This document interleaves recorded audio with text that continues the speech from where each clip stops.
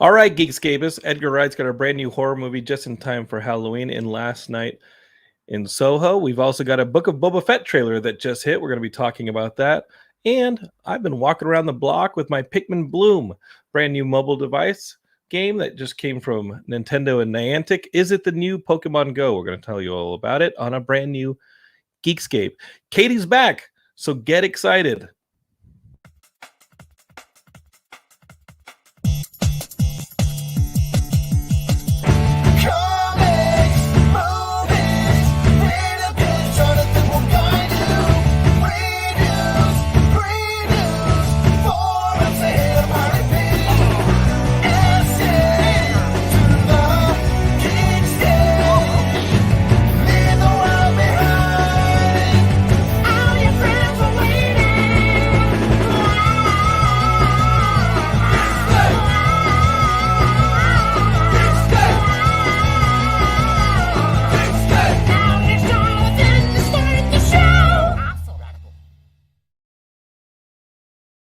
Hey, Geekscapists, I hope you've been well. Jonathan's here to start the show, and we're going to be starting off a pretty damn good one. I've got Katie waiting to join the show. My co-host is back. We'll catch up with her, find out where she's been. Where have you been? It's not going to be like that. She's a busy lady. She's got a lot of cool stuff going on. She can't always make Geekscape. And you know what? Spectrum Internet ain't helping either. They've been kind of messing with my broadcast as well. So if we get a little bit sketchy on the stream, well, it's Spectrum's fault. I tried to join the, I think, 12-hour stream that Matt Kelly was doing for Halloween on Friday. He was doing a little bit of a charity stream watching horror movies, which is really him just turning on a camera on his normal day-to-day.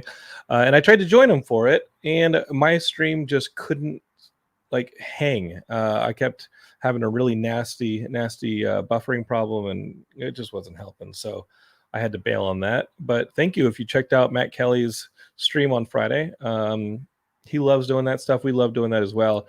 And circle the calendar. Go ahead and do that. December 17th, we're doing an all Geekscape Network charity stream for Christmas for the holidays. For the second year in a row, we're going to be benefiting Big Brothers Big Sisters of that New Jersey, Pennsylvania area in there, the little Philadelphia, Southern Jersey area. We're working on a couple things that we can get going for y'all. So the Geekscape celebration, it's constant. We got LA Comic Con coming up in early December.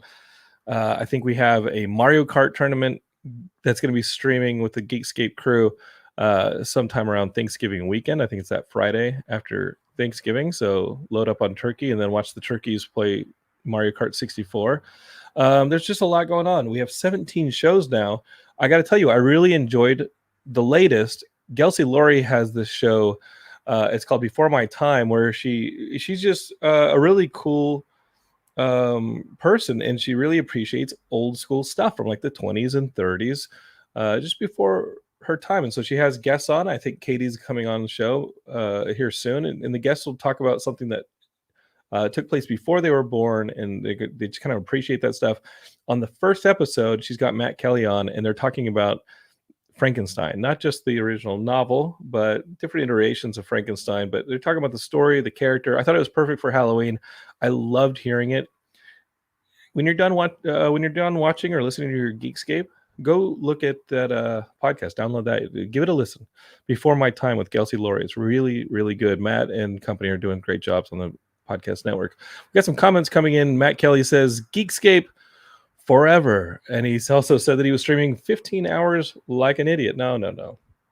Jim Paganelli says Spectrum sucks so hard it owns stock in Hoover. Yeah, it happens. Matt says that Mario Kart tournament's going to be November 28th. Big Yank says, yay, Katie. Really what he means to say is finally Geekscape's good again. And Derek Cranevelt says that our show, The Roaring 20s, is also dope. So check that out. This past episode starts off as a roast of Matt Kelly and turns into an endearing commentary from people who clearly care a lot about him. So yeah, that was almost like listening. I listened to that episode, and it was almost like two of Matt's friends doing a little bit of a intervention with him to be like, hey man, what's going on with you? So I found that good. I mean, listen, Matt is like a brother to me, but let's face it, I'm not the nicest brother. So every time he comes on the show, I try and start an intervention with him. I try and see how he's doing. It just turns into a roast. It turns into me just like we're kind of making fun of the poor dude, but I love him, and that's just the way it goes around here. Where okay, I try. All right, the love is there. Okay, Geekscapists, the love is there for you too. Thank you for watching us on Facebook, maybe on Twitter, YouTube, Twitch, and all that. Tell your friends about us. But first and foremost, my jokes aren't any good. We got to get Katie in here. This is my co-host, Katie. Hey, sick Look hat, at that. bro. Sick hat. What a sick hat you got. One of these sick hats. It's going to be walking around LA Comic-Con. You're going to be there. December 4th, Katie, I got to tell you. And somebody's birthday's on the 5th. Yeah, that Sunday is going to be my birthday. We got big things planned for LA Comic-Con. We confirmed a couple panels for LA Comic-Con. Geekscape has 3 of these things. Can't tell you too much about the main stage panels that yours truly is involved in. We got some celebrities. They're really good. And they're really good, though. Hopefully that audio is going to be coming to y'all right here on this stream. That being said, I know that our 3 panels, the Geekscape Presents panels, will definitely be coming to this thread or to this feed. We've got a normal Geekscape coming up on Sunday, but that's a Geekscape Live. Matt Kelly's going to be a part of it. Shane's going to be a part of it. Katie's going to be a part of it. I'm hoping that Josh Jackson will be a part of it. But we got the Geekscape team doing a live Geekscape panel at LA Comic-Con. That's going to be Sunday. And then all dates may change. And then Saturday, we've got a fantasy panel. And that's been on the feed before. I think 2-3 years ago, I did a fantasy panel where we had people talking about like why the popularity of like why fantasy storytelling from the Game of Thrones to The Witcher to all this, like what's so popular about it? Why now? Because Jonathan got his ass kicked for reading those Dragonlance novels back in middle school. And why aren't you getting your ass kicked right now? Oh my god! Like, come on! Like, people are like, "Oh, the Wheel of Time's coming out." I'm like, "Yeah, the Wheel of Time." I read every single one of those, and then I got my ass kicked, and it fell out of my book bag, and I can see it like it was yesterday. See, unfortunately, you didn't grow up in a time where there was massive anti-bullying campaigns, but along with the fact that you were a female and just kind of hid it anyway because you didn't want to be the one that was reading those nerdy novels and stuff. Katie, these Wheel of Time books are so damn big, and like we just watched Dune. Those Dune books are so damn big. Man, I wanted so hard to be a part of the conversation last week about Dune, but I loved the movie. I liked the new movie. I love the movie. But yes, those books are hefty. You have a real appreciation for how big those books are when one of them hits you across the head. Like, I tell you. I mean, I started just taking comic books to school because if I took a Dune book or a Wheel of Time book and some fucker hit me with one of those, it was a big difference than getting hit with a comic book. Like getting hit with a comic book, not so bad. Not so bad. Getting hit across the fucking head with a Wheel of Time book? As a kid who would carry around Shakespeare or the Bible, I totally get it. Mm-hmm. Yeah, no. Back issues. Yeah. It's a reason you have back problems. Back problems. That's the deal. Back issues. I mean, ultimately, let's just face it, that the locker became the biggest obstacle in my head. Like, I'm glad you had lockers, man. Back in Arizona, we did not have lockers. You didn't have lockers? No, they didn't allow lockers because they were afraid it was just going to be full of bombs and cigarettes. That's the most Arizona thing I've ever heard. Because it would be true, because it would be filled with bombs and cigarettes. But apart from that, it's like, come on, they're kids. They're only getting the cigarettes. Yeah, I definitely remember Dune getting hit in my head, definitely having the Dune novel smacked in my head. And I think at least one of the Wheel of Time books went upside my head. That can give you a concussion. Those are big books. Those are big books. It explains a lot about London. Yeah. So our third Geekscape Presents panel. This one's good. Yes. Very proud of this one. We're going to take those old Marvel Masterworks cards from the 90s. Remember those baseball cards that had the Marvel characters on them? And then they'd have random characters. Some of them were not great characters. A lot of them have not been adapted into the MCU. So we're going to have Matt Kelly there as the card master. He's going to have a cape. He's going to have a costume. He's going to have all these Marvel Masterworks cards with characters that have not been in the MCU. And in front of a panel of buffoons, he's going to reach into the card master's cauldron of cards, and he's going to pull out a card, and the panel has to decide how we would adapt that How we character would into the cast MCU. it, We're talking what about storylines. well, who This is one would of my play favorite them, panels. how you introduce them. So Yeah. like if you end up getting like Longshot from the X-Men, whose character is basically his power is luck and he throws knives, like how are you going to adapt that into MCU and take it seriously? I mean, you already have Domino in Deadpool 2, and I think Deadpool is going to be the one character that is part Able to of the bring anybody MCU. in. Yeah, well, yeah, Deadpool. I think the Deadpool franchise is safe because it's meta. Yeah. The Deadpool It's franchise is going Facebook? What?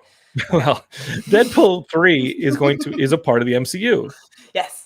Because Deadpool breaks the fourth wall, Deadpool's going to exist in the MCU, and Right. it's going to be a little bit of a bridge. So I would say that the characters like Juggernaut and Colossus and Domino, who are in Deadpool 2, they all get ushered into the MCU pretty seamlessly. There's another rumor I've heard, because we no longer have Stan Lee. Deadpool's going to be appearing in almost every MCU movie. He's going to be the Stan Lee cameo. the new Stan Lee. That's so interesting. Oh, yeah. You know, and like there was so many theories about like Stan Lee just being like an Eternal, just checking in on humanity or something, and that's why you see him and everything. And he's always, you know, you see him Guardians 2 talking to a bunch of Watchers. Yeah, so I mean, so technically speaking, yeah. So that's a rumor. Geekscape, take it for what it's worth, but I've heard that in the Hollywood circles that Deadpool is going to kind of take over the cameo job from Stan Lee on the MCU movies. I wouldn't mind a little commentary in the corner, you know, a little footnote for each movie. Yeah, no, it's fun stuff, and you know, we always look forward to seeing where Stan would pop up in those movies. So to have a little fun Deadpool thing, why not? Why not? We got Eternals in a week. I'm hearing that movie could use some fun. Oh no, I'm very excited for Kumail. I think it's gonna be really fun. There's like, it's a great cast, and I'm pleasantly not looking up anything other than the first trailer, and like just gonna go in and watch it as newborn eyes as I can.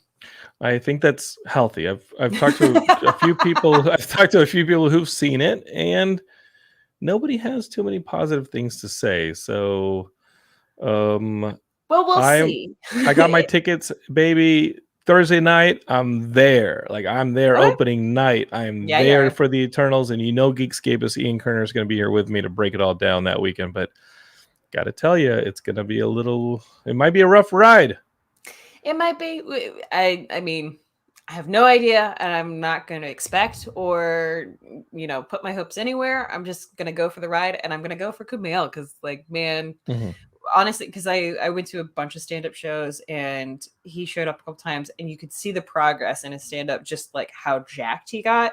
Oh, really? It was so weird showing up to a show and like seeing him hulked out, and like from the guy he used to be, which was just any comic's body, which is just beer gut, the like, yeah, you know, sometimes I shower type of like look that he would roll in with. And I'm like, I'm impressed. He's somebody who, you know, he's just somebody who's always kind of been in the LA comedy scene, and he's been in the nerd LA comedy scene, places like Nerd Melt and things like that. And I just don't think that I've never met anybody who has said a bad thing about Kumail, and you know, I root for the whole cast. I obviously root for the director. I root for, you know, when I buy these Marvel tickets, I always want the Marvel movies to be good. Yeah. Sometimes they're better than the others, but you know what? I think about 12-year-old me, and I never thought I'd get an Eternals movie. And as an adult, I never thought I'd get an Eternals movie because there's never that definitive Eternals storyline you can point to and be like, oh, that would make a great film. But in its defense, up until 5 years before Guardians of the Galaxy, you never really had that core Guardian group that was put into the movie. So it wasn't even that great of a comic to begin with. Like it was not. It was Eternals and they did a great job with that. But... Eternals is some cosmic stuff. I think I got a spoiler for the end credit scene on freaking Instagram of all places. I hate it when... A Brazilian geek site had like a screen grab, and I will tell you this: if that is a real spoiler, that's a game changer. And like a good game changer? Great game changer. So sit through the credits on Eternals. Because you know, it's a more Marvel movie. I noticed it.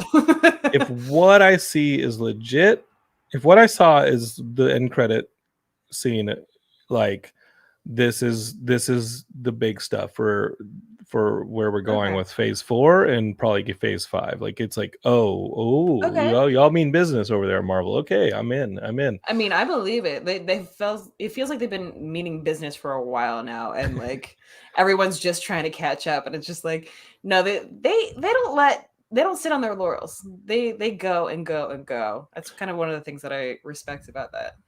When you look at these MCUs, the MCU, we're kind of past the 60s in the Marvel comics. When you think about the Marvel comics, yes, we're missing the early X-Men, we're missing the Fantastic Four, but for the most part, these are the origin stories that were in those 60s comics that Stan Lee was in Steve Ditko and King Kirby that they were a part of. Like those stories have been told, and now we're in like the stoner era.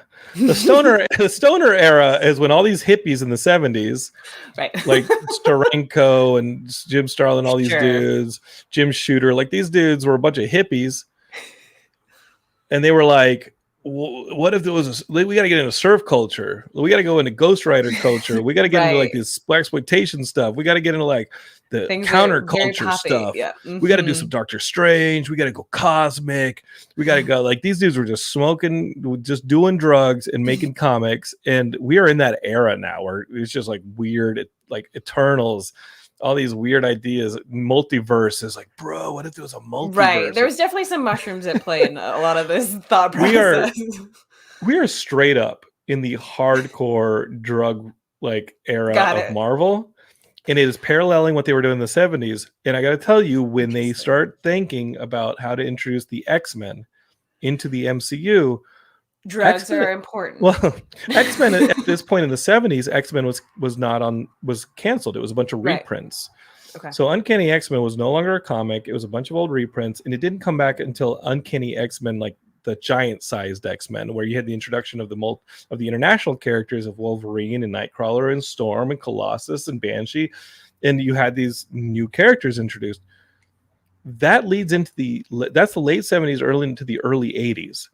That I think is going to mirror phase 5. So I think the MCU is kind of mirroring the Marvel history right there, but for the absence of a Fantastic Four, Marvel's first family. But I'm fascinated. Let's intro the X-Men in phase 5, and you're pretty much paralleling the publication history of Marvel Comics. So I have no worries about any of this. Yeah.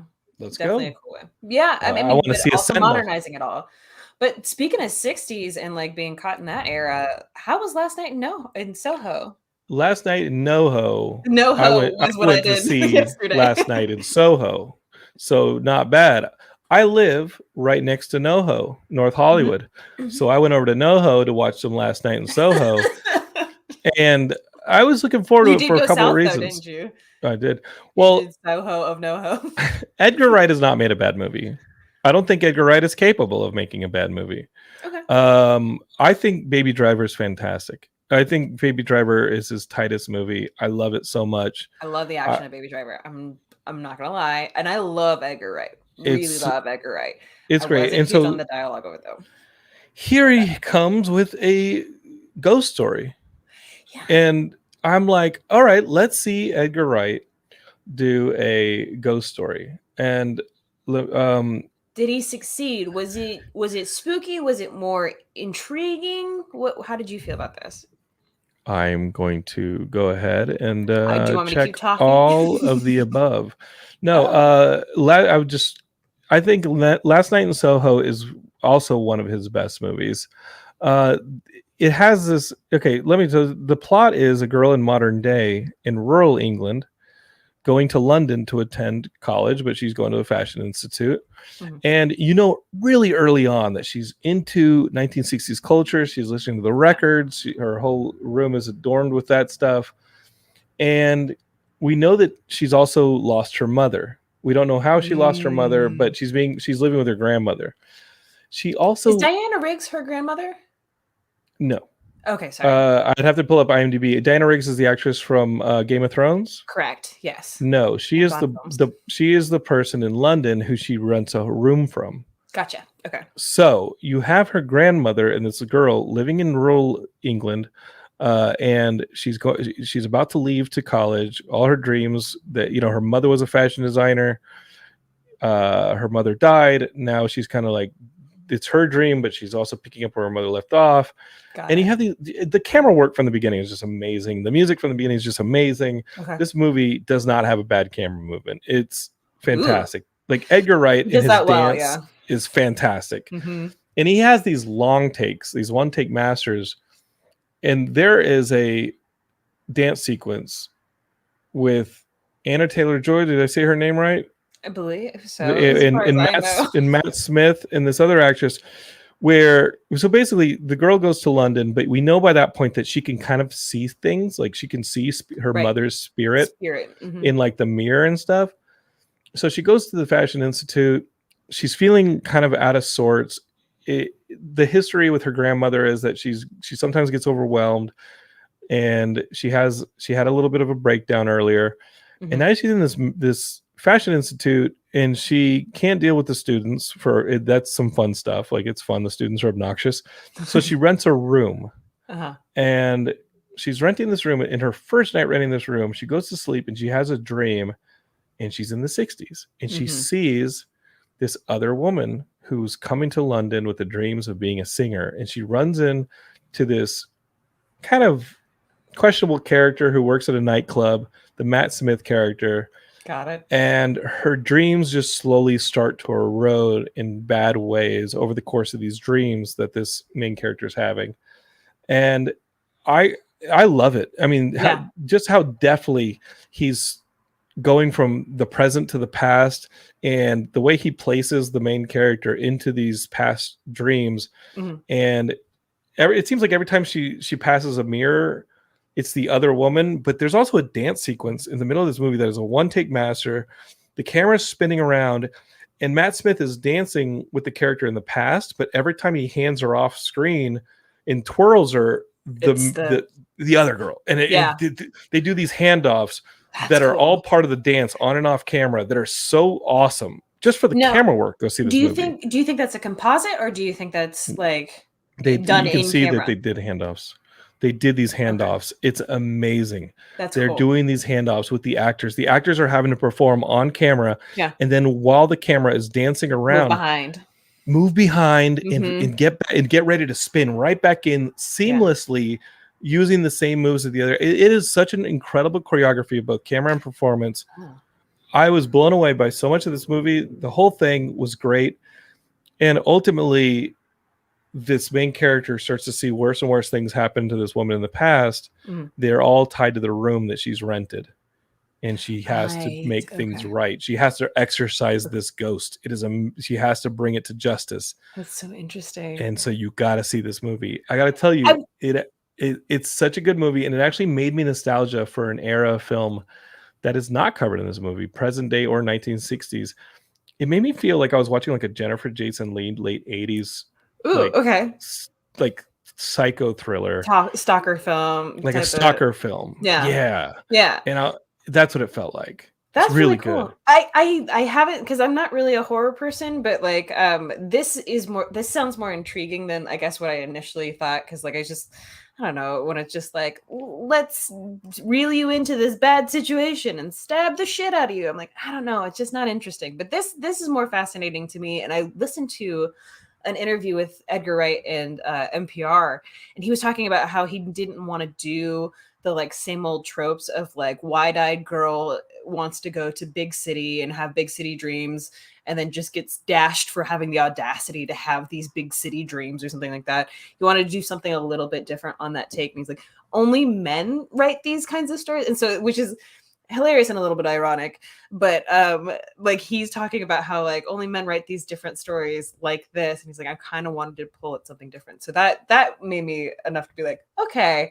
And do you recommend this in the movies, or do you recommend this anywhere, or on the phone? I think I recommended this in the movies on the phone. I recommend this on the movie. I mean, it's just such a beautiful movie.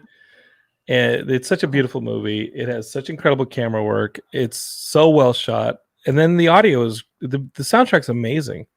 So this is not a movie that you should be distracted from. You know, when you watch something at home, I always feel like you're kind of like tempted by your phone. You can always feel like you can pause it anytime you want.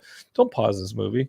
Okay. Don't check your phone in this movie. Enjoy this movie. Is it one of those you can't look away from it unless you miss something?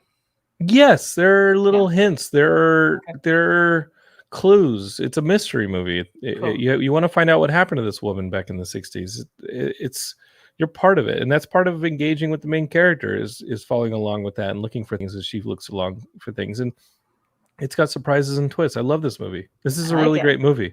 You're selling me on Please this. I'm go ready. see it. Please go see it. This Dune, we've had some really good movies recently. Yeah. I'm super stoked for it. Yeah.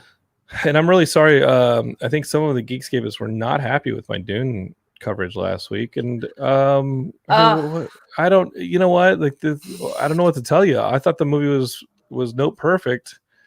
Here's the thing. I understand people found it slow. They like, laborious, but it felt like it was an already lived in world that I was dropping into the story without having too much prior. Like I saw the original movie. I don't remember a thing from it, but this felt like a nice introduction to a much wider, bigger story. And I am excited for the next one. I'm bummed that it's going to take so long for that movie to release. Like that is one thing here. But yeah, I can easily wait for the movie. We have so much content coming. It's gonna get ridiculous. Just sitting in the theater and getting trailers and realizing that we're already at November 1st and we're getting Hawkeye soon. We're getting the Wheel of Time soon. We're getting the Book of Boba Fett, which landed a trailer today. We're getting that soon. We're getting so much content between now and then, and the multiple Marvel movies and the DC movies and this and that. Like, you're gonna blink and it's going to be Dune 2 in front of your eyeballs. So let's just be happy that we're getting a Dune 2, because yeah, I think a lot of those people were criticizing whether or not the movie was too long or this and that, and I'm just glad it made enough money for Warner Brothers to give us another Dune movie. It is a fully realized world. I loved it. I did have a conversation with somebody the next day, and because I compare the movie to Lord of the Rings, and just like you said, a fully fleshed out world. And they were like, no, Dune was better. Dune was better for me because it had this I could relate to the character and the storyline. And in Lord of the Rings, we never had the villains get their comeuppance. And I just thought, no, Saruman gets tossed out of fucking building. True. Wormtongue gets run out of the castle screaming. Yeah.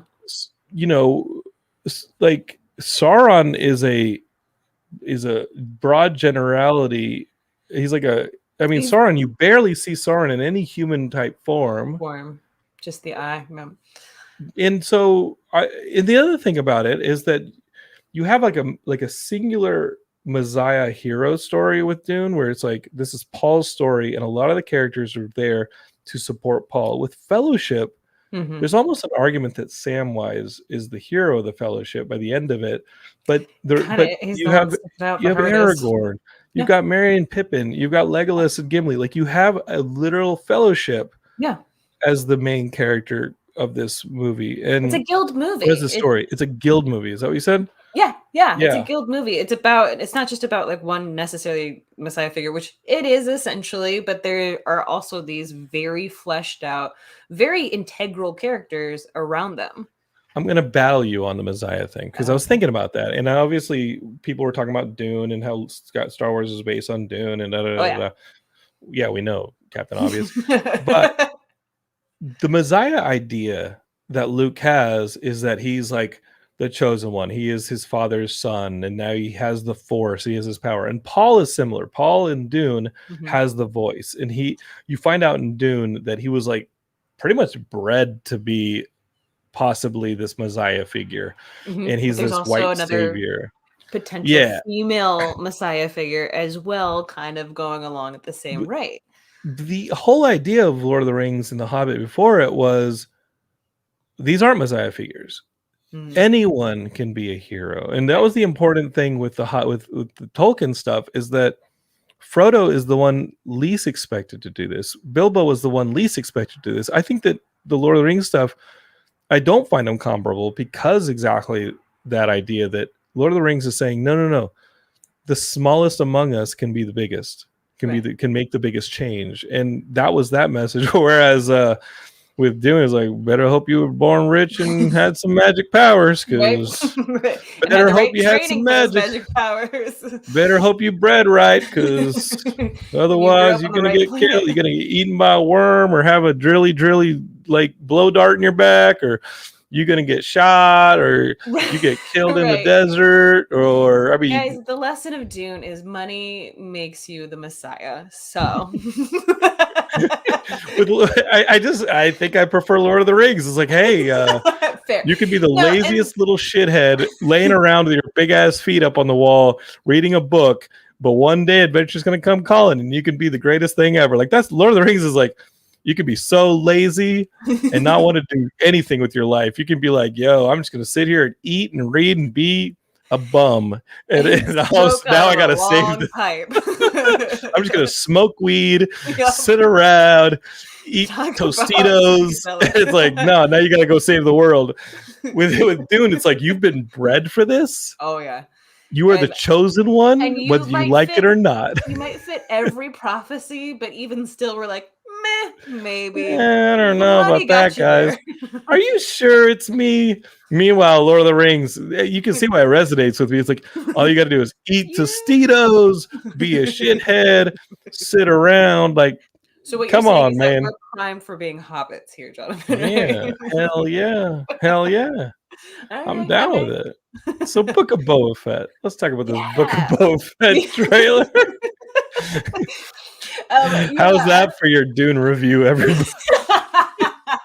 Suck that, dude. One of my favorites was when they put Joey on the poster and from Friends and said, "How you doing? How you doing? How you doing?" How you But yes, the Book of doing? Boba Fett trailer just released today. I was very excited about this. I know my fiance is kind of Fancha. skeptical. He's A little skeptical of the Book of skeptical. Boba Fett. He's skeptical because it feels like he's just kind of sitting in this chair the whole time, being a little mobstery. But I'm interested in this sort of like Godfathery story in the Star Wars universe. I want some more of the underground stuff, like the the baddies that have the heart of gold, I guess. No, a friend of mine saw this trailer and goes, "It's really going to be weird seeing Boba Fett as a good guy." I don't think that's what's No, going on here at all. Boba Fett is very much the businessman he's always been.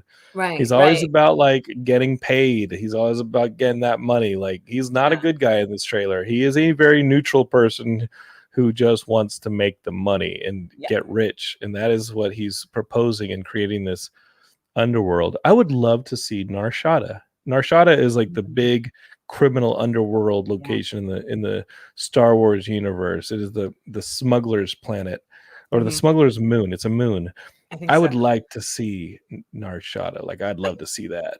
I bet Maybe we we see will. it I here. do feel like we're gonna get like I mean we've had sort of the anti-hero hero with Mandalorian, and I think this is more on the seedier side, which I'm excited for, because I want to see the ones that aren't quite so noble, but what exactly it is that we're following them for, because Mhm. a lot of the Star Wars stuff, like we've not really followed. We followed Kylo, we've followed some versions, but like not like those with more just intent for their own being and like keeping that. I don't know what the arc is going to be for Boba. I think that's a fascinating story that it could go different ways. Yeah, I'm also interested to see if they ever explain the dent in Boba's hat. Um, I don't yeah, know. I mean, that was their early, it was but very early, but yeah, but very I'm kind of early. curious. Jim Pelgrinelli, he says, "I'm psyched to see more Ming-Na Wen. Yeah, She's awesome. I think she's awesome in this. I'm a huge Agents of Shield fan. She was in all the seasons of Agents of you Shield, so are. I'm definitely a fan, and I think it'd be really cool if I was able to talk to her on the main stage at LA Comic Con. That would just be a lot of fun, wouldn't it? It'll be so Wouldn't that be amazing. Like, fun if wouldn't Jonathan you was just able to geek moderate like a out panel with, all over the yeah. scape? You know, it would be more fun Tell at me. LA Comic Con if Mhm. I not only moderated a panel with her, but with Giancarlo Esposito, who Oh my gosh, plays you the who bad Moff he in plays this one. he plays Moff. He's Gus Fring from Breaking Bad. He's Yes. fantastic, and you have interviewed him before, and he sounded like a pure Hmm. delight. That would be Yeah. It would be That cool. would be unreal. That would be unreal if you got both of them in the same game. That'd be crazy. That'd be crazy. You might want to get those LA Comic-Con tickets just in case it happens. Yeah. Just in case. Because you never know. The Just times in case. change. You never know. You never know. Last minute things. Jonathan, we heard you talking about it on the show. You're not doing it anymore. All right. It's not official. We never said it was official. Oh, I never said it was official. I never said that. I never said I'm doing those. I also said that I'm going to interview James Earl Jones alongside of this. That's Yep, I am going to get a Ouija board, and I'm going to get Jimmy Stewart's ghost on the main stage to come and talk to everybody. Yep, while we're talking about rumors. While we're talking about rumors, we're going to be doing Cocaine with Carrot Top on the main stage. So you gotta get a pass. LA Comic-Con. It might happen. Also, one of those things might happen. Has Gilsey covered Jimmy Stewart yet? Because I feel like that would be a really fun episode. Anyway. I don't know. The only way y'all gotta subscribe to the Before My Time podcast. Gelsey's a great podcast, yeah. I was like, I don't know if I'm interested in all this old timey wimey stuff, and then she and Matt started talking about Frankenstein, and all this knowledge started coming out. And I was like, oh, I'm down with learning all this stuff. There you go. This is good stuff. Yeah. So we got this Book of Boba Fett trailer. I got to tell you, I'm intrigued. I'm excited to see Robert Rodriguez at the helm of these things. Yeah. I love this corner of the Mandalorian universe, which I'm calling it now because that's my classic Star Wars. It feels like classic Star Wars.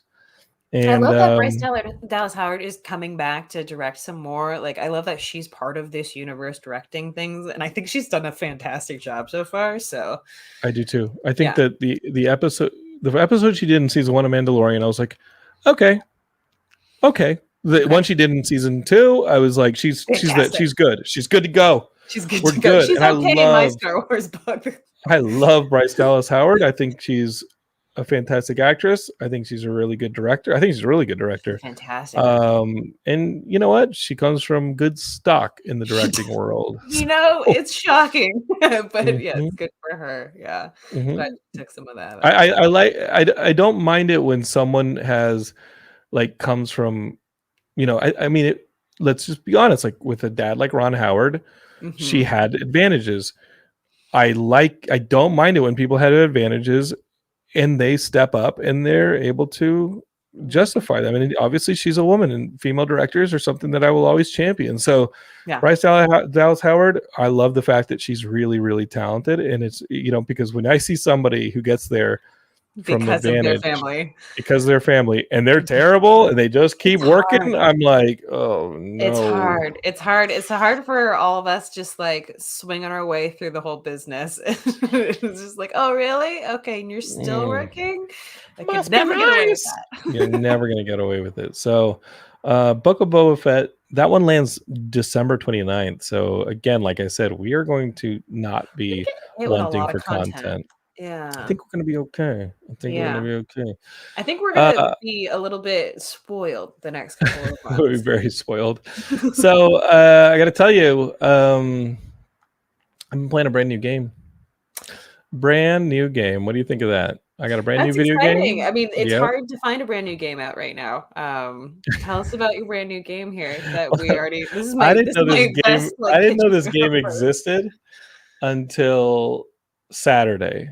I didn't know this game existed till today. I don't think you knew this game existed, and the franchise has been out since 2001, Katie. So I'm very disappointed in you. But I'm talking, of course, about my good old friends. I'm wearing a T-shirt with them on it. These are my Pikmin buddies, and they've got a brand new game that's on mobile. It's from Niantic, who made Pokemon Go, and also Ingress. If anybody Ingress, I blew some bases up on that damn Ingress. Yes, I did. I'm talking about our good friends, the Pikmin. Pikmin are adorable. Pikmin. What do you think of these Pikmin? They are so adorable, and they've been my friends. Are they stop motion? No, they've been my friends since the GameCube, and basically, what Pikmin are. Basically what Pikmin are is they're a Miyamoto game. So Shigeru Miyamoto, who gave us Mario and gave us the adventures of Zelda, Legend of Zelda, he created the Pikmin in the late 90s, and it became a game on the GameCube in 2001. And the original Pikmin game was where you're this little spaceman Olimar, and you probably recognize Olimar because he's a playable character in the Smash series, and he throws these little plant-like creatures called Pikmin. And in that original game, you're Olimar, and you crash land on Earth, but Olimar is tiny. And the thing about Olimar is he's very, very small, and he actually crash lands, and his spaceship is like blown to bits, and you have to collect all the pieces and repair the spaceship. And the way he does it is he recruits these plant-like creatures called Pikmin. And it's a little bit of like a puzzle game at the same time that it's a little bit of a live action you strategy go to a game. planet, your spaceship blows up, and then you go to Earth. The locals. Okay, you go to Earth. You're on Earth. You're on Earth, and there's foreign entities called the Pikmin, and you enslave them to ship to fix your ship. They love you. So the thing is, Miyamoto based this game on his love of gardening. Oh, okay. Oh, that's fun. So the Pikmin are plants, and you have to feed them things for them to get stronger. And there are different types of Pikmin. So when you first land, you see these little tiny sprouts in the ground, and when you pluck the sprouts, these Pikmin come out. And the red Pikmin are like fire resistant, so they can walk through fire. The blue Pikmin can go into water and not drown. Oh my god! Is this Fall Guys before Fall Guys? Yeah. So you just like drag them along and like make sure that they get you across. Can toss them. You can toss them on things. You can direct them. So Olimar, if you watch this little picture of Olimar, he's got this little antenna on his little that mind controls them. No, he just like suggests that they go here. And one thing that he can do is he can send them on little expeditions to collect resources for his ship. He can send them out into the terrain to find like the old pieces of his ship, or pieces to fix his ship, or he can send them out to just collect resources like bottle caps or plants and things like that. Does it benefit the Pikmin, or does it mostly benefit the spaceman? It benefits the Pikmin because he can make them stronger. So right now you see a picture of these Pikmin, and they only have a little green leaf. If you build them up by giving them nectar and stuff, and having them drink stuff like nectar, they can grow flowers. So when they grow flowers on their heads, and they're super happy, and they can they're stronger and they're faster. So but here's the thing: when you send them out on expeditions, Katie, you have to be really careful, because sometimes with the Pikmin, sometimes they die, and that's like the most heartbreaking, horrifying thing ever, because ultimately this game is about responsibility for other life forms. Do you bury the Pikmin when they No, die? they turn into little spirits and they drift away. They're gone. So you don't even have to clean them up or anything like that. No. So in the course of traversing the landscape of these Pikmin, maybe you'll run into a wall, and you can throw Pikmin on the wall to break it down. The rock Pikmin are really heavy, and they'll break it down faster. Okay. You'll throw these beings at a wall. Then they go, and they land on something, and then they start tearing it down. So it takes a while for the more Pikmin you throw on something, the faster the Pikmin take it down. So you can actually, so there's like little monsters and stuff that walk around. And you can throw the rocks at them. The rocks will really wreck it. So the rock Pikmin will wreck it. Poison Pikmin can go through poison. Some Pikmin can get thrown higher than others because they have different weights. But the whole point is you overload these bad guys with Pikmins, and the bad guys can fight back. They can like bite the Pikmin off their backs. Some bad guys are only maybe you have to flip the bad guy over somehow, because the stomach is the only vulnerable part of the bad guy. But the Pikmin, they just start trashing the thing. They're like, da, da, da, da, and then you can collect the thing's corpse. That's kind of the coolest thing about killing monsters in the Pikmin verse.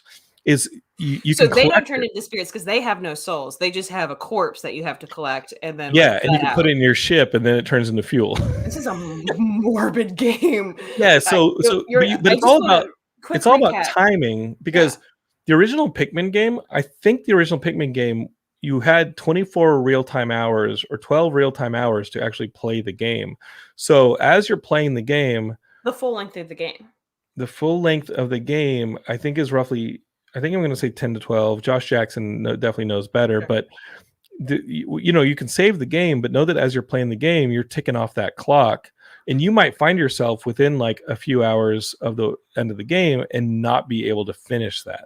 So you might be like, damn, I don't have enough time or Pikmin to get me past this barricade or to be able to collect enough things for my spaceship. And on that first Pikmin 1, you just had to basically go back to the beginning and start again. Pikmin 2, not only were you able to get Hellblade. Got it. Send you a Pikmin sacrifice. 2, you had like a second spaceman character that you're with, and you could switch between enslaved his own Pikmin, but on the other he's side. Your friend. He's your friend. He's all down with the slavery. And so the mind control slavery. Yeah. So basically you could split the party and you could send somebody off to explore a cave while you go and explore this area over here, this little garden, and collect pieces. The whole point is team management. This is why I'm so good at running Geekscape, because I played the Pikmin. Right? Matt so like Kelly be the one? Okay. No, Matt Kelly's over here being the kind of supervise him. He's kind of like the secondary character. He's over here in the Northeast. I'm locking down the West Coast. Y'all are the podcasters are my Pikmin. And basically we just manage different areas. We talk a lot, communicate. The whole thing about Pikmin is you might be playing it and all of a sudden you hear like, you hear a bunch of them dying and you realize you forgot a bunch of them and there's somewhere getting eaten, lit on fire, drowning. Like you sent them to their deaths. So, it's the worst feeling in the world. London, you're going to have to tell me which Geekscapist is which Pikmin and because of their abilities. You can think on this, maybe get back to me later. Yeah. But I think I have answers for you right now. Okay. I have answers for you right now. Matt Kelly is like the basic reliable Pikmin. He's the red one. He'll go through fire. Got it. You can toss him at anything. He'll tackle it. I feel like the fire ones are pretty dope. They're dope, but they can't swim. You need a blue one for that. I think you're blue. Is it because I'm wearing swim? Blue? That too. You can swim. You're good. At that. Then you get to like the purple or white Pikmin, whatever one's the poison one. Right? The poison resistant one. That's Shane O'Hare. He's had enough toxic stuff in his body that he's poison resistant. That's the poison Pikmin. He can go through noxious gas and stuff like that. You've also got the yellow Pikmin, electricity resistant. I think for that one, that's Big Yanks. He's always online, so he's got something digital. The rock Pikmin that is really good for breaking down walls and throwing at things that are heavy. You smash them. Let me think. The rock one... That definitely that's Frank Sanders in Long Island. If you look at his Instagram, he's always lifting big rocks. He's always working on his strength, this and that. That's a rock Pikmin right there. So yes, his was the only one that was like a physical ability, and everybody else was just kind of a personality trait. Katie, it's fucking Geekscape. Like if we were judged by our physical abilities, we'd all be screwed. Okay, like come on now. Fair enough. So. The Pikmin franchise, Katie, to me, the fact that you've overlooked this Pikmin franchise that is 20 years old is sad to me. It had to happen at some point, right? There had to be one game that really flew by. Yes, mine. You picked the wrong one. Did I though? I think you did. I mean, this is a beloved franchise, and it's a Miyamoto franchise. So, like, that does make me creator of all these. I think as part of like a strategy game and a little bit of a live action, as part of a live action strategy game and team management game, I think that this appeals to anybody who's into this kind of stuff. I really do love this franchise. It does get stressful when you start seeing a monster start eating all your little guys and you have to try and recall them to get a new strategy going. Like you threw the wrong colored dudes the wrong thing and now they're all getting killed. Like, whatever you say, Sarge, we're doing this for you. Yeah, no! And sometimes they run away scared. They become more loyal when you make them happy with the nectar and they get the flowers and stuff like that. It really is like drink of my nectar and multiply. As much as I love this franchise, I got to tell you, the games do get stressful when their little lives start disappearing. But going into it, like a set number of Pikmin that you have. No, you grow more of them. So as they as they bring back resources, your little spaceship, which is called there's an onion, and you can burst more little Pikmin out of it.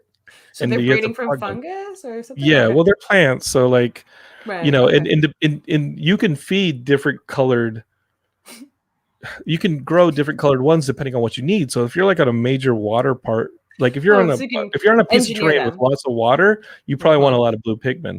But you don't just want blue Pikmin because you might have to break down a wall. You want some rocks.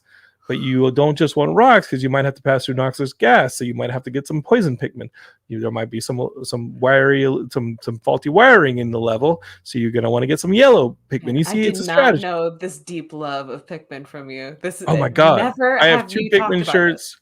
I love Pikmin so much. It's one of my favorite franchises, and I think that Miyamoto made 3 great franchises. He made Mario, he made Zelda, and he made Pikmin. And people are like, Pikmin schmickmin. You said today something that just hurt me. It hurt me to my core. You said, what are those? Are those minions? I know. So you Listen, sent Katie, the trailer. you listen to me. What I said was, so it's just Switch Fitbit with minions, and you said, "What is wrong with you?" And I said, "What did I walk into?" Listen to me. I don't know what I'm going to say, I but don't either. listen. Keep going on those. The minions are not only not the Pikmin are not minions. I think the minions are Rabbids ripoffs. I think the minions are Rabbid ripoffs. I don't even think minions are an original idea. Do you remember the raving Rabbids, those little game characters? Oh, yeah. Like the minions are totally freaking ripoffs of the Rabbids. The Rabbids. So like, let's not even act like the minions is an original idea. But you also don't kill off a shit ton of minions in a movie. In Pikmin, a lot of your Pikmin will die. I will just go ahead and spoil it. They look cute and everything. You're gonna kill a lot of Pikmin on accident. They're gonna die. Like you're attacking these monsters. Using life as slavery. So. Yeah, you're attacking these monsters hardcore. You're basically sending minions into battle. To war. To your own war. So that you can fix your ship. It feels very colonistic. So basically you have these monsters. Some of them have shells. You got to use the rock Pikmin to break down the shells, and then once you break the shells, you can send the other Pikmin in there to start eating at its body, and then you take its corpse and you use it to fuel your spaceship to grow more Pikmin. And the more Pikmin, the happier the Pikmin. Okay. Kate, you got to get in on this Pikmin thing. You got to get in. I'm quite fascinated. I'm gonna look up some emulators later on. No. Listen, they've got Pikmin for Switch. I'm pretty sure Pikmin 3 is on Switch. That's the best one. Okay. They got Pikmin 1 and 2 for Wii U, maybe on Switch. They've got to have the Pikmin games on Switch. Pikmin 1's going to get stressful because it has that time cap. But Pikmin 2 and 3 are really good strategy games. They're fantastic games, and I love them very much. A strategy game, and I love me some Miyamoto. You're going to love this game. Katie, you're going to love this game. I'm shocked I'd never had really gotten into it. Incelbot was like, I don't think she's a gamer. And I was like, Incelbot, please. Yeah, because I don't know every game. Let's give her a chance, Incelbot, okay? Like, who are we if we're not educators and people who enthusiastically share our love and our passion with others? And that is what Geekscape's all about. So, Katie, I got to tell you, an easy way for you to get in on this thing, and this is free of charge, is you might want to get this Pikmin Bloom. Pikmin Bloom is the new mobile game. I've been playing it since Saturday. Pikmin Bloom is made by Niantic, the same people who made Ingress and Pokemon Go. Mm-hmm. And I loaded this thing up on my phone, and basically this is how it works. It's very Pokemon Go-ish, but you're not catching any Pokemon. You grow like a handful of Pikmin, and then they bloom flowers as they collect things around your house, around your neighborhood.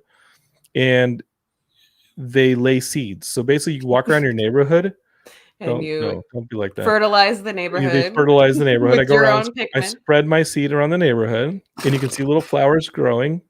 But basically it's a Fitbit. It's a walking app.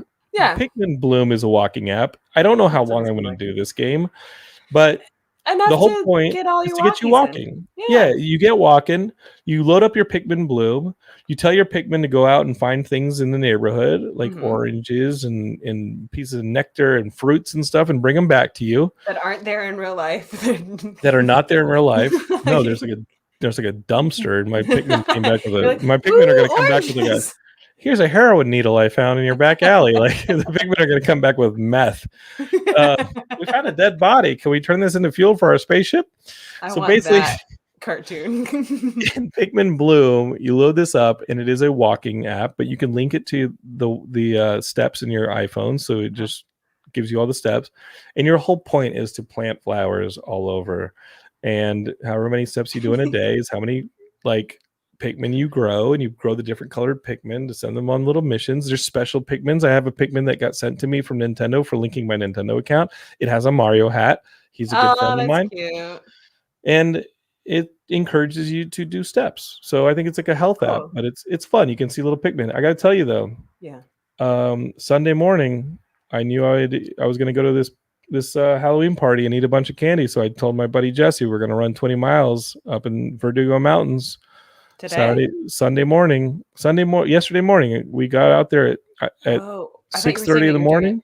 Last night. Okay, so you did it Saturday. You ate a bunch of candy. Yeah, then yesterday morning, I met my buddy Jesse at 6:30 a.m. at Brand Library in Glendale, and we ran to basically Montrose over the mountain. Oh, wow. Yeah. It's 10 miles and then 10 miles back. And that's a tough hill, too. That's a very high hill. And we did 20 miles of that. And guess who came with me? My little fucking fertilizing the land. There's a little strip of flowers over that hill now. I did that. And my Pikmin did that with me. Does it show you where other people have Pikmined the land? But the game's only been out since Friday, so there's not a whole lot of flowers anywhere. The game's only been out since Friday. So I'm like Johnny Appleseed up in this bitch. I'm like laying flowers everywhere. And let me tell you. Spreading your wild Pikmin oats. So I think the average, I think it's like a couple thousand steps that you do in a day. Like the Pikmin's like, oh, congrats, you did a couple thousand steps. I dropped 36,000 steps on those motherfuckers day one. Those fucking Pikmin were vomiting. They were vomiting up dew. They were like, we hate you, or you're the worst slave master. Like the Pikmin hate me. I was like, you bitches ready to rock? And they're like, yeah, let's go lay some flowers. I was like, good, because we're dropping 20 miles on this bitch, 36,000 steps. Weird. And the damn Pikmin, they hate me. They won't do anything anymore. I'm like, go give me a bottle cap. We can turn it into fertilizer. And they're like, nope, we hate you. The Pikmin might kill me in my sleep tonight. A poison Pikmin may jump down my throat. It might happen. It sounds more and more fun to make your Pikmin so mad at all of your exercising. They really, on honesty, like the Pikmin. I don't think there's much to this game. I don't know how much longer I'll play it. But that's the thing with Niantic games are like they're so fantastic and like you get super into it and super addicted and you want to have everybody enjoy it. And then at some point you just kind of fall off. Yeah, one day you wake up and you're like, I don't think I have to open this app ever again. Yeah. But that day will not be tomorrow. I've got a 9-miler planned. I might go 9 to 13 miles and guess who's coming with me? I got a whole batch of Pikmins coming with me to the mountains, and we're going to run the Pikmins. I don't know if that's what Niantic planned, but it's what they got. So, are you ever going to do like a design with your Pikmin? No, I don't do that. Where you like draw a dick or something with it? Well, obviously. I had a friend do that with a Strava. The TDD, the time to dick or something? Yeah, I had a friend who when this running app was like trying to draw me a dick, and I was like, is that a Tetris piece? Like I'm just playing dumb just to make them mad. I'm like, no, you're not gonna get me to say that. That's the tip that whenever somebody does some kind of innuendo, a tip. Okay. Wait, what's that mean? All you do just call them out in front of other people. Just say, wait, what's that mean? What'd you draw? A cap gun? Did you draw? What is that? Is that a Tetris piece? Is that a hammer? I don't know what you drew. Can you explain that to me? Explain that to me? Yeah. Yours must look different, I think. It's shorter, weird and gross. So that's what I've been playing, Katie. The Pikmin. That's awesome. You gonna go play Pikmin now? You gonna go get a Pikmin for the Switch?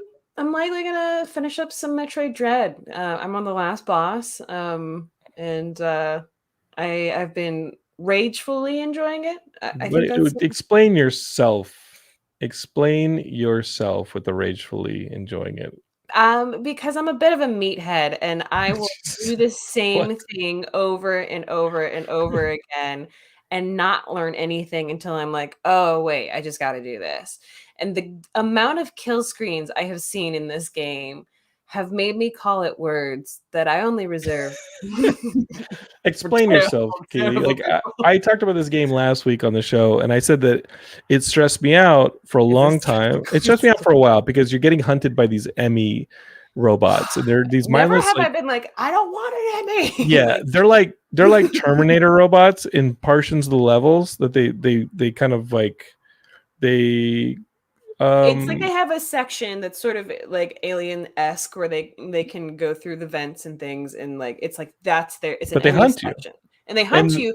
And yeah. I didn't realize that these sections, like you don't fight them. And yes, apparently, as London has told me beforehand, there are many times where they say don't fight the Emmy, but there's a lot of dialogue that I'm not gonna lie, sometimes you're just jumping into the dialogue. That's story, that's not character. Not all of it. Like I like when I don't know, when Robot Dude is like giving me updates on where I am, I'm like, Katie, you are on this planet. No, but like now that I've gotten to the end and I've seen this like last monologue, I was like, I should have read some more of those.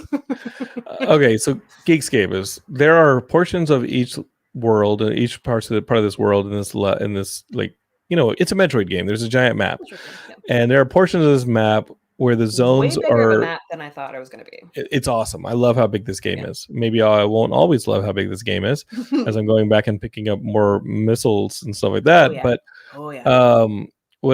there are sections of these that are being patrolled by these robots called Emmys, and they cannot be killed easily. There's very specific ways to kill them. There's like one way to kill them. There's like only one thing that can kill them. And you have to build up. And you have to go get that from a different mini boss. And the game basically tells you multiple times you are too weak to fight them. You can only run and hide. Don't try, just avoid them. Yeah. And I read those later, but like the first time I met one, I was like, what am I doing wrong? Well, how can I not kill this? The game has told you multiple times at that point, do not try and fight them, just run and hide. And Katie's like, I'm getting I have to look up the instructions. Am I hitting the wrong button? And Jonathan's just like crapping his pants and running. I've got like Messiah figure in my video games. I'm like, no, I'm the one that could take them on. And no, it's just kill screen. But so the game, you do learn. You have to, otherwise it's just super frustrating. But you do learn along the way, like the different ways in order to try to avoid. But London actually imparted some Buddhist knowledge on me that I should have known way earlier. Because I would get frustrated too, because you just constantly get killed by these things when they catch you. And I finally said, you know what? Like each of these sections is a puzzle, and getting around that thing and hiding from that thing and circumventing it is part of the puzzle. And when you just accept that these things going to kill you a few times while you figure out that portion of the stage, like you're just going to die a few times, and then you're going to get around it. I do think you're a little early on in the game, though. I will put that out there, because at a certain point, I'm just saying that there are points when you hide and it doesn't do shit. I've hidden and it don't do shit.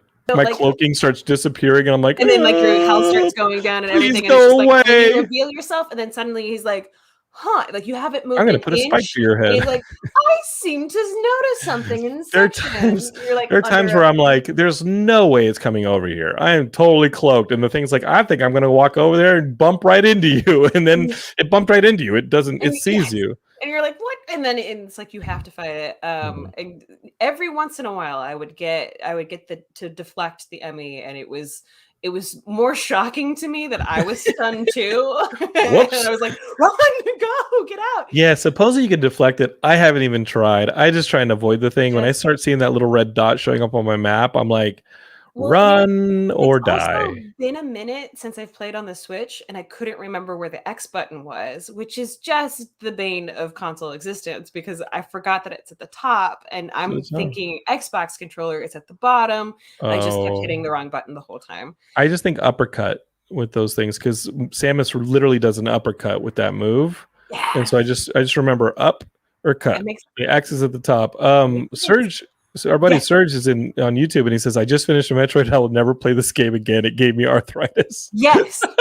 This is what I'm talking about. And I literally, I did the mini boss right before the final boss. And I looked up at her. I was like, am I a noob? Like, this is really, really hard. And the first article that came up was like, Metroid Dread was great, but I will never play this game ever again. I'm like, at that point, there should be some difficulty settings, because I do want to enjoy this and go back through with all my abilities and stuff, but not allowed. Won't happen. And it's almost like I don't think I'm going to want to play it again either, and that's why I haven't finished the final boss. One, because I don't want to see another kill screen for a while. And you're traumatized by this. I got a little PTSD on it, but I did love the game. The game is really fun. when I finally got some freaking abilities. Mhm.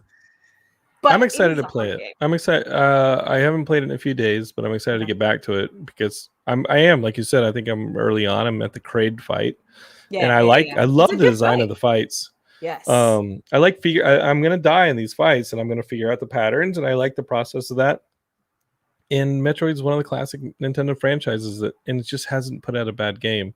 Yeah. Except that like weird RTS weird game. I'm forgetting the name of it, but where you're like little robots. That Metroid game was garbage. It's not really a Right. Metroid It was game. like Not really a it Metroid wasn't game. even, you weren't even Samus. You were like a different. No. Like Yeah, it was like, Colony it was the Fighters or add-on. They something. wanted it to be Metroid Prime, but it was like their own. Yeah, No, it's not really not good. canon either. Listen, why don't you take a breather, toss some Pikmin at a giant bird or at a giant frog, and play Pikmin for a little bit. And you want to enjoy. If you don't enjoy kill screens, you do not want a bunch of little lives on your hands, because the second you start hearing those Pikmin death cries, do they actually cry? They go when they die, and then when like a flamethrower opens up, or when they all fall into the water at once, they die in mass, and it is traumatizing. This is morbid. All right, it's up to you guys. Comment below whether Metroid Dread is more morbid than Pikmin. I don't know. I feel like Pikmin's more morbid. This is your TikTok? What is this? Just drop them comments. Get that interaction, smash that subscribe button. Listen, I don't care what they think. All right. I don't care. Let me tell you something. Thanks for listening to Geekscape. We've been doing Geekscape since 2006. Like, come on. If they haven't told me what they think, I don't got time for it. All right. These are my Pikmins right here. And I pluck them and I chuck them. That's what I do with my Pikmins. I pluck them and chuck them. And if they get eaten, they get eaten. But we got to keep progressing. You have to listen to their cries. I listen to their death cries. That's what we do here on the Geekscape. And they sound like Matt Kelly crying himself to sleep every night. Oh, no. That's what they sound like. Oh, I love Matt. Matt is the best. Y'all are all the best. I love all the Geekscapists.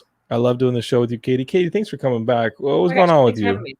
You in jail? What happened? Yeah, essentially work jail. Oh, really? No, it's been crazy. We get really crazy around the holidays, and I think I ran over 50 games in 2 days. At one point, it's been. I had more games in last week than I will probably have all of November. People like Halloween content, man. Gotta sling that tent. No, I don't like that at all. Says the man who throws you content. No, but also says the man who's like editing billions of content as well. I've been doing a lot of editing.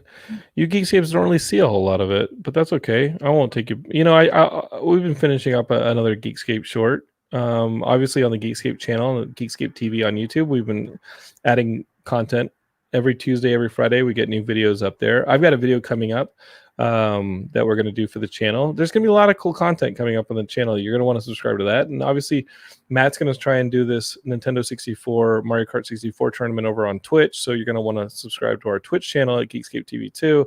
We're trying to treat all the channels a little bit differently, but I do like doing this show weekly on all the channels, the classic Geekscape flagship show. And I love having Katie join me on it, so it's not so much of a boys club. Next time you're on, I'm going to ask you how your Pikmins are doing, how your Pikmins are.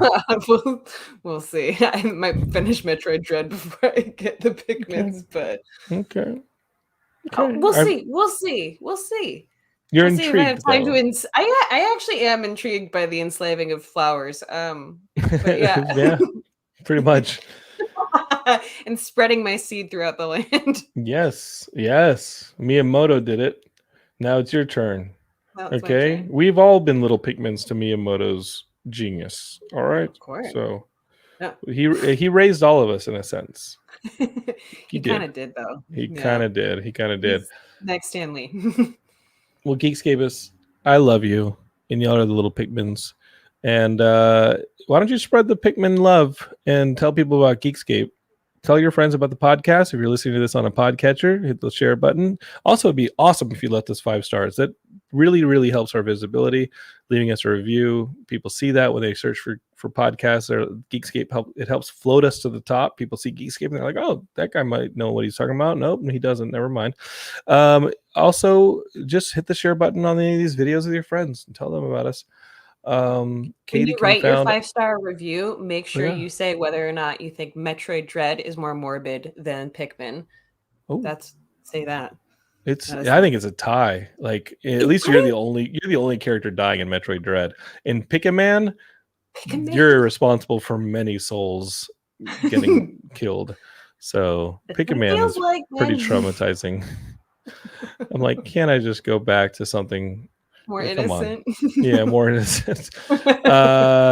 So you can find Katie online at L Sassy Pants. Isn't that right, kid? It is right. Very excited that the actual last name is going to change, but El Sassy Pants shall remain. When's that going to happen? The whole changing of the last Probably name? Not 2023. 2023? Mm-hmm. Shit. Matt Kelly will have his name changed before 2023. To what? I don't know. To regular Pikmin. Matt Kelly, Picky Man. He's going to call himself Picky Man.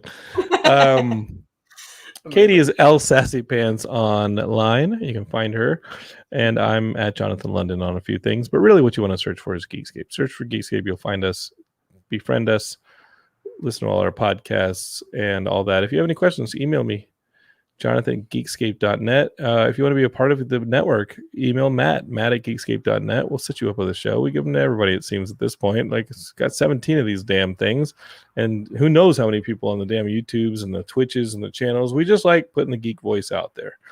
Because nobody's in danger of getting smacked in the face with a giant 1,000-page Dune book in 2021.